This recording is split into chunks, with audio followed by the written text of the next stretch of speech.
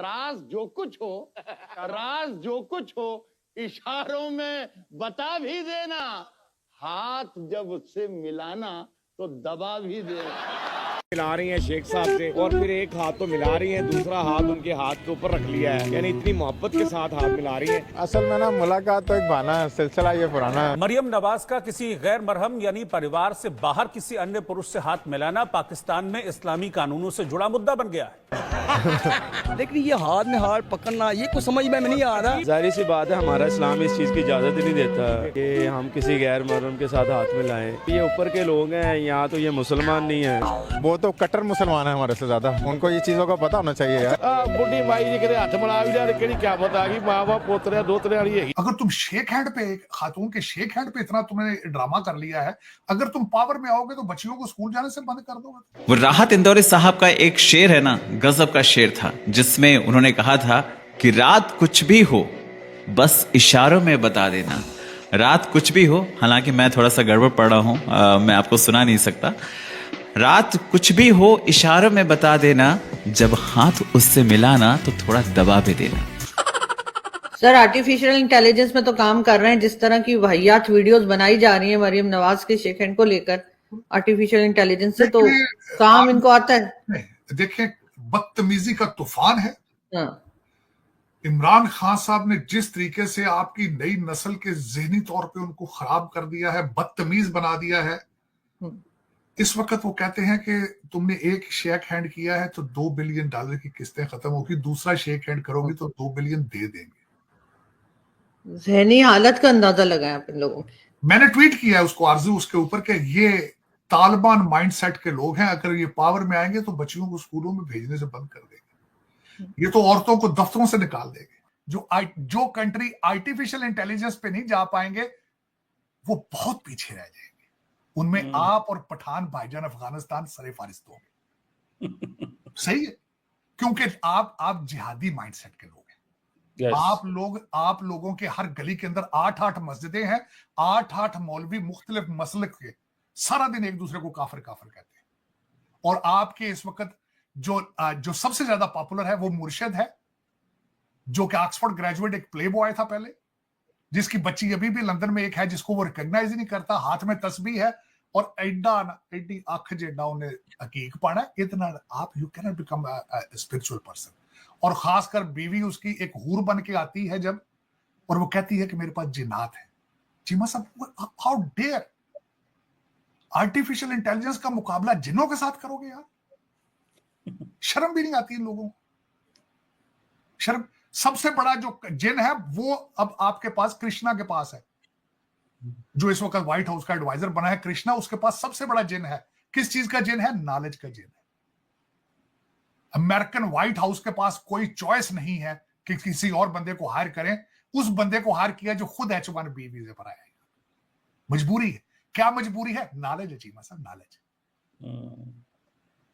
बिल्कुल तार साहब ये बताइए कि नाले से फारिग हैं, आपको चाहिए इलाज कराएं चीमा साहब। 23 करोड़ लोगों का इलाज कराएं, ज़हनी इलाज।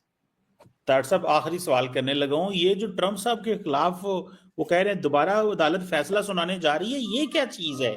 इट मीन्स के अमेरिका के अंदर अभी भी कुछ ऐसे ग्रुप्स हैं या लॉबीज हैं जो समझ नहीं है कि ट्रंप को कंट्रोल करने के लिए कुछ। चीमा साहब, उसमें अर्ज ये है ना कि देखें, इनको जिन्होंने मैंडेट दिया है रिपब्लिकन्स और कॉमन सेंस वालों ने दिया, लेकिन न्यूयॉर्क के जज जो है लिबरल, वो चेंज तो नहीं हुए।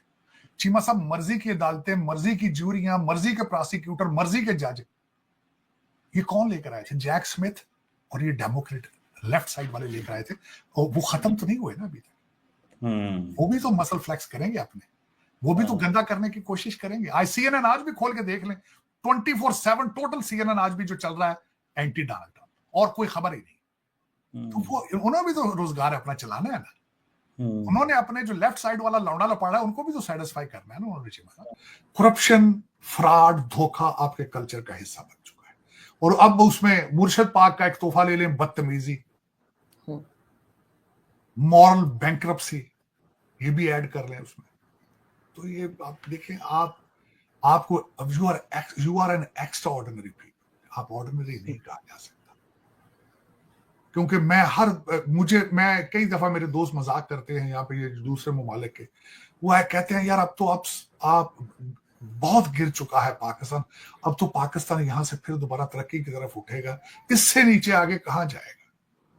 लेकिन ये हर साल 2 साल के बाद जो दूसरे कंट्रीज के मेरे जो दोस्त हैं वो मेरे से मजाक करते हैं, लेकिन मैं क्या करूं, आप उससे भी नीचे, आप नई से नई गहराई लेते हैं।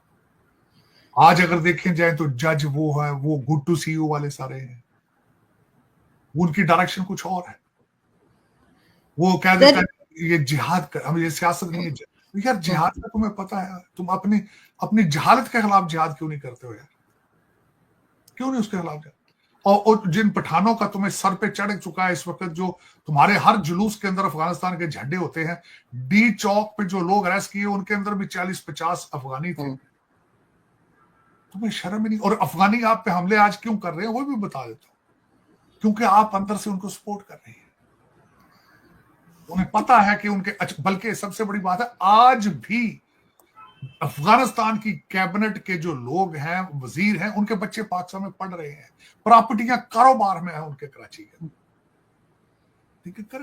तो सर हमने भी तो बहुत कमाए ना उनके नाम पे, जो हम 20 साल कहते रहते war of terror, so called war of terror, उस पे हमने भी पैसा बनाया। बिल्कुल, आप इस वक्त वो आपसे उतनी ही नफरत करते हैं जो जितनी पहले बांग्लादेशी आपसे करते थे। अफसोस का मुकाम है, आपकी हर पॉलिसी फेल है, फॉरेन पॉलिसी तो है नहीं आपकी, डॉलर पॉलिसी है, जो भी पैसा देता है उसके साथ आप चलते हैं, अफसोस के साथ। बिल्कुल, लेकिन वो भी सर फ्री का चाहिए हमें, काम करके नहीं। काम तो खैर आपने नहीं ना, वो तो आपका, this is not part of your plans in the future. हर बंदा शॉर्टकट के चक्कर में है, हर बंदा सोचता है कि रात को सो सुबह उठूं तो बिलियनर हो चुका हूं। अमेरिका यूरोप जाते हैं, हर एक का प्लान यही होता है कि रात को सो सुबह 2 चीजें हो, सराहने के नीचे अमेरिका का पासपोर्ट हो और $1 मिलियन भी पड़ा हो हर बंदे का। लेकिन ये कि हर चीज के अंदर शॉर्टकट, हर चीज के अंदर धोखा, फ्रॉड, इमोरलिटी, बदतमीज।